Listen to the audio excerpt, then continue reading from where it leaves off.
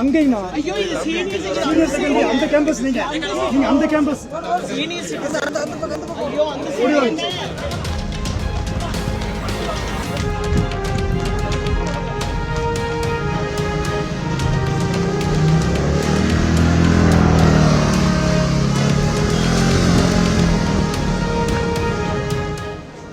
வேற லைஃப்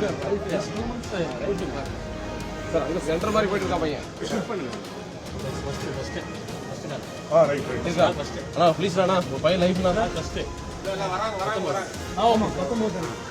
இந்த centre 2 centre அடுத்தடுத்து இருக்கிறதா பிரச்சனையே. நிறைய பேர் மாறி மாறி வந்துருக்காங்க. ஆனா உள்ள போயிட்டு வெளில வந்துட்டாங்கண்ணா, கொஞ்சம் பாத்துக்கோங்கண்ணா.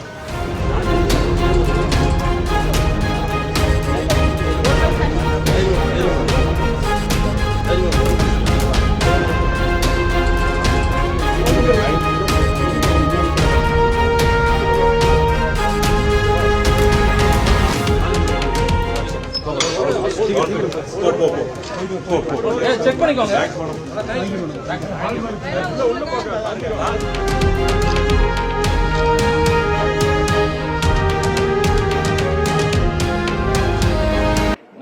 இல்லை, என் பேர் அருண்ங்க. நான் ஆக்சுவலாக வந்துட்டு இருக்க போது பார்த்தா அந்த பையன் வந்துட்டு இருந்தார். 125 பக்கத்துலலாம் நாங்கள் வந்து இந்த ஸ்கூல் பக்கத்தில் இன்னொரு சென்டர் இருக்குது, ரெண்டும் ஒரே நேமில் இருக்குது. அதனால் பக்கத்து சென்டரில் போய் தான் ட்ராப் பண்ணியிருந்தேன். ஆக்சுவலாக அங்கே போய் பார்த்துட்டு அங்கே ஒரு 2-3 மினிட்ஸ் அவனுக்கு அங்கே கன்ஃபியூஸ் ஆயிடுச்சு. அங்கே வெயிட் பண்ணிட்டு சரி இதான் நம்ம ஸ்கூலுக்கு வந்துட்டோம்னு சொல்லி அங்கே வெயிட் பண்ணிட்டு இருந்தான். பட் 2-3 மினிட்ஸ் அங்கே கொஞ்சம் லேட் ஆனதுனால அப்புறம் போய் செக் பண்ண பார்த்தா அதே நேமில் வேற ஒரு சென்டர் பக்கத்துலேயே இருக்குன்னு தெரிஞ்சது. அதுக்கப்புறம் அங்கேருந்து திருப்பி அந்த சென்டருக்கு பக்கத்துலேயே தேடி பிடிச்சி வரக்கு ஒரு 129 ஆயிடுச்சு. பட் அதுக்குள்ளே கதவு சாத்திட்டாங்க. பட் அதுக்கப்புறம் ரெக்வஸ்ட் பண்ணி கேட்டு அப்புறம் கொண்டு வந்து சாவி கொண்டு வந்து திறந்துட்டாங்க. ஏதோ பை காட்ஸ் கிரேஸ் உள்ளுக்குள்ள போயிட்டாரு அவர். மாணவர், கல்லூரி மாணவர், அது குறிப்பாக அந்த நீட் படிக்கணும்னு நினைக்கிறவங்க ஓகேங்க கனவோட வருவாங்க. அது கடைசி மினிட்ல நிறைவேற்றிருக்கீங்க, அந்த ஃபீல் எப்படி? இல்லை ஆக்சுவலாக இல்லை, ஜஸ்ட் 1 or 2 மினிட்ஸ்க்குலாம் வந்து நம்ம வந்து இவ்வளோ ஸ்ட்ரிக்டாக இருந்து, ஏன்னா எல்லாம் 12th பசங்க, எல்லாமே ஸ்கூல் பசங்க, யாரும் வந்து காலேஜ் முடிச்சுட்டு வேலைக்கு இப்போ டிஎன்பிஎஸ்சிக்கெலாம் நீங்கள் வந்து ரெஸ்ட்ரிக்ஷன் பண்ணிங்கன்னா கூட பரவாயில்ல. இவங்கெல்லாம் ஸ்கூல் முடிச்சுட்டு இப்போ தான் வராங்க.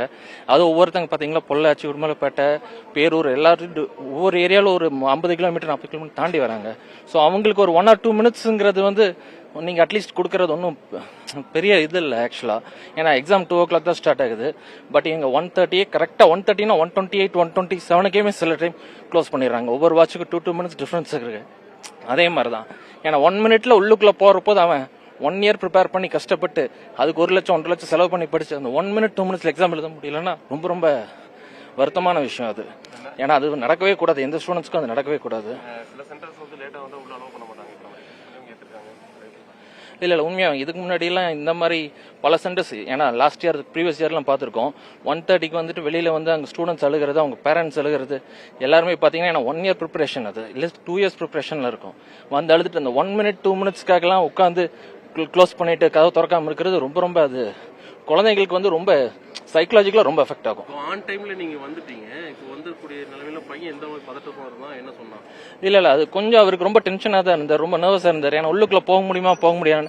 ஏன்னா அந்த பையனோட மிஸ்டேக்குன்னு சொல்ல முடியாது. ஏன்னா ஒரே நேம்ல 2 ஸ்கூல் இருக்கு பக்கத்துலேயே. அந்த ஸ்கூலுக்கு அவர் போயிட்டாரு, அங்க போய் வெயிட் பண்ணிட்டு இருக்காரு. நம்ம அந்த ஸ்கூல் தான் வந்துட்டோன்னு அதுக்கப்புறம் அங்க போய் அங்க ரோல் நம்பர் செக் பண்ணாதான் வேற ஸ்கூல்னே தெரியுது, பக்கத்துல இருக்க அதே நேம்ல இருக்க வேற ஸ்கூல்னு. அதுக்கப்புறம் அவன் வரப்போது ரொம்ப ரொம்ப டென்ஷன் ஆயிட்டான். அந்த ஒரு பதட்டங்கிறது கண்டிப்பா நீங்க பாத்தீங்கன்னா யார சாதாரண ஒரு பெரிய ஆளுக்கு அந்த பதட்டம் இருக்கும், இவன் ஸ்கூல் பையன் தான். அதனால அந்த பதட்டம் ரொம்ப ரொம்ப அதிகமாவே இருந்துச்சு. இனி போய் அவன் ஒரு 1/2 hour கொஞ்சமாச்சு ரிலாக்ஸ் பண்ணாதான் அவனே ரிலாக்ஸ் ஆயிட்டு அதுக்கப்புறம் தான் அவனுக்கு கொஸ்டின் பேப்பரே பார்க்க முடியும். அது பேர் என் பேர் அருண்ங்க.